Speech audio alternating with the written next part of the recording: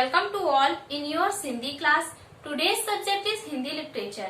Students, Hindi literature में previous class में मैंने आपको पार्ट 2 सच्ची मित्रता यह पार्ट पढ़ाया था। यह हमारा सब्जेक्ट इनरिचमेंट का पार्ट था जो कि प्रीवियस क्लास में हमारा पूरा हो गया है।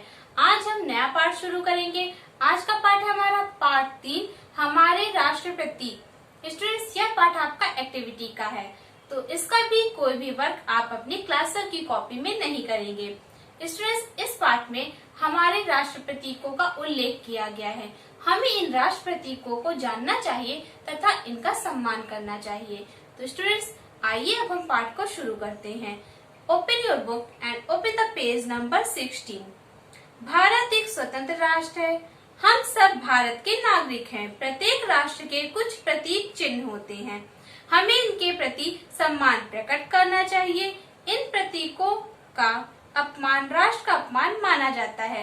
तो स्टूडेंट्स, आपको पता ही है कि हमारा जो राष्ट्र भारत है वह स्वतंत्र राज्य है और जितने भी राष्ट्र होते हैं उनका कोई ना कोई प्रतीक चिन्ह होता है। हमें उन प्रतीक चिन्हों का सम्मान करना चाहिए। अगर आपने उन प्रतीक चिन्हों का अपमान किया तो यह पूरे राष्ट्र का अपमान माना जाता है। तो स्टूडेंट्स, हमारा पहला राष्ट्रीय चिन्ह है। तो स्टूडेंट्स, हमारा पहला राष्ट्र प्रतीक है राष्ट्रीय ध्वज। हमारा राष्ट्रीय ध्वज 3 रंगों का है, इसीलिए इसे तिरंगा भी कहा जाता है। सबसे ऊपर केसरिया, मध्य में सफेद और नीचे गहरे हरे रंग की पट्टी होती है। ध्वज की लंबाई चौड़ाई में 3 और 2 का अनुपात होता है। सफेद पट्टी पर नीले रंग का चक्र बना होता है। इस चक्र में 24 कमानियां होती हैं जो प्रगति की सूचक है। तो स्टूडेंट्स, आपको पता ही है कि हमारा राष्ट्रीय ध्वज क्या है, तिरंगा है। यह 3 रंगों से बना हुआ है, इसीलिए इसे तिरंगा कहते हैं। सबसे ऊपर केसरिया रंग होता है जो कि बलिदान का प्रतीक होता है। बीच में सफेद रंग होता है, यह शांति का प्रतीक होता है और सबसे आखिरी में नीचे गहरे हरे रंग की पट्टी होती है और यह हरियाली और खुशहाली का प्रतीक है।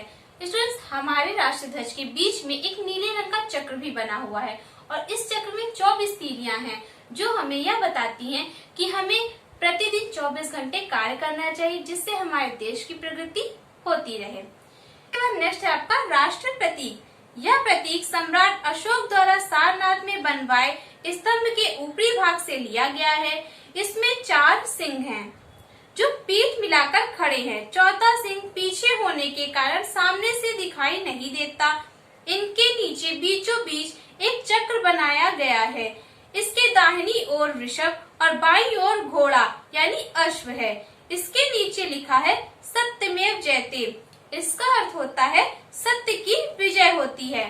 तो स्टूडेंट्स, हमारा जो राष्ट्र प्रतीक है वह सारनाथ के अशोक स्तंभ से लिया गया है। इसमें 4 शेर हैं जो एक साथ पीठ मिलाकर खड़े हैं, लेकिन जब हम सामने से देखेंगे तो हमें सिर्फ 3 शेर ही दिखाई देते हैं। पीछे का शेर हमें नहीं दिखाई पड़ता है। हमारे राष्ट्र प्रतीक के वन साइड पर आपको घोड़े का चित्र मिलेगा और दूसरी साइड पर वृषभ का मिलेगा। इस राष्ट्र प्रतीक में जो चक्र बना हुआ है उसके नीचे लिखा हुआ है सत्यमेव जयते, जिसका अर्थ होता है सत्य की हमेशा विजय होती है। इसके बाद नेक्स्ट है हमारा राष्ट्रीय पशु। वनराज व्याघ्र पैंथरा टाइग्रिस भारत का राष्ट्रीय पशु है। यह अपने आकर्षक रंग, विचित्र आकृति और शक्ति के कारण आदर का पात्र रहा है। बाकी 8 जातियां हैं। भारत में जो जाति पाई जाती है उसे अंग्रेजी में रॉयल बंगाल टाइगर कहते हैं। अब इनकी संख्या 4500 से ऊपर है। तो स्टूडेंट्स, हमारा राष्ट्रीय पशु क्या है, व्याघ्र यानी चीता। स्टूडेंट्स, चीते की 8 जातियां पाई जाती हैं और हमारे भारत देश में जो जाति पाई जाती है उसे कहते हैं रॉयल बंगाल टाइगर। इनकी संख्या अब हमारे देश में 4500 से भी अधिक है। यह हमारा राष्ट्रीय पशु अपनी आकृति, अपने अंग तथा अपने शक्ति के आधार पर बना है। इसके बाद नेक्स्ट है हमारा राष्ट्रीय पक्षी मोर। पावो क्रिस्टेस भारत का राष्ट्रीय पक्षी है। यह विश्व के सुंदर पक्षियों में से एक है। नर मोर विशेष सुंदर होता है। इसकी नीली गर्दन और छाती, लंबी पूंछ और रंग बिरंगे पंख इसे आकर्षक बना देते हैं। जिस समय नर मोर अपने पंख फैलाकर मादा मोर के सामने वर्षा काल में नृत्य करता है, तब यह दृश्य बड़ा मोहक होता है। तो स्टूडेंट्स, हमारा राष्ट्रीय पक्षी क्या है? मोर, जिसे हम कहते हैं पावो क्रिस्टेस। स्टूडेंट्स, यह अपनी सुंदरता के कारण विश्व में प्रसिद्ध है और नर मोर अधिक सुंदर होते हैं। जब यह वर्षा काल में अपने पंखों को फैलाकर नृत्य यानी नाचते हैं तो बहुत ही सुंदर लगते हैं। इसके बाद नेक्स्ट है हमारा राष्ट्रगान। तो आइए अब जानते हैं हमारे देश के राष्ट्रगान के विषय में। जन गण मन हमारा राष्ट्रगान है। इसे नोबेल पुरस्कार विजेता श्री रविन्द्रनाथ टैगोर ने लिखा था। 24 जनवरी 1950 को इसे राष्ट्रगान के रूप में स्वीकार किया गया। इसकी अपनी धुन है। राष्ट्रीय धुन को बजाने में 52 सेकंड लगते हैं। तो स्टूडेंट्स, आपको पता ही है कि हमारा राष्ट्रगान क्या है? जन गण मन, और इसे लिखा था रविन्द्रनाथ टैगोर ने और इसे गाने में हमें 52 सेकंड का समय लगता है। इसे पहली बार राष्ट्रगान के रूप में 24 जनवरी 1950 को मान्यता प्राप्त हुई थी। इसके बाद नेक्स्ट है हमारा राष्ट्रगीत। वंदे मातरम हमारा राष्ट्रीय गीत है। इसे बंकिम चंद्र चटर्जी ने लिखा था। स्वतंत्रता आंदोलन के समय यह गीत बहुत गाया जाता था। वंदे मातरम का नारा तो हर भारतवासी के मुख पर था। इसे प्रथम बार 1896 में कांग्रेस के अधिवेशन में गाया गया था।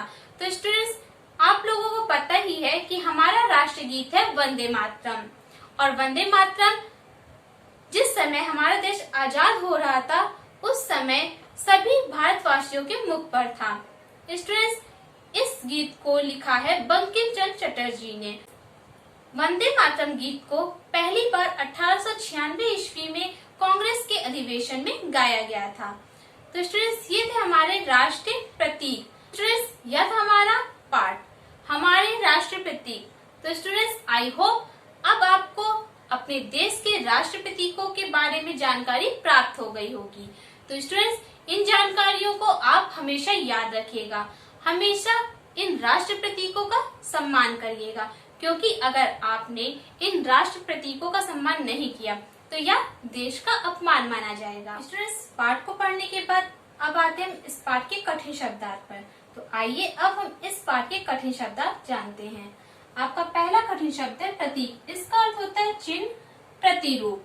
अपमान, इसका अर्थ होता है निरादर। मध्य, इसका अर्थ होता है बीज। वृषभ, इसका अर्थ होता है सांड। विचित्र, अनोखा। शक्ति, ताकत। सम्मान, आदर। ध्वज, झंडा। प्रगति, तरक्की। वनराज, जंगल का राजा। आकृति, शक्ल। नृत्य, नाच। तो स्टूडेंट्स, ये है हमारे कठिन शब्दार्थ। इन्हें आपको याद करना है और याद करके अपनी होमवर्क कॉपी में राइट करना है। यह आपका आज का होमवर्क है। अब आते हैं हम क्लास वर्क पर। तो स्टूडेंट्स, क्लास वर्क में आपको इस पाठ के बहुविकल्पीय प्रश्न किताब में करना है। तो इस पाठ के बहुविकल्पीय प्रश्न आप खुद से करेंगे और किताब में इन्हें टिक करके आप क्लास वर्क में इन्हें सेंड करेंगे। आगे की क्लास में हम इस पाठ के अभ्यास प्रश्नों को हल करेंगे।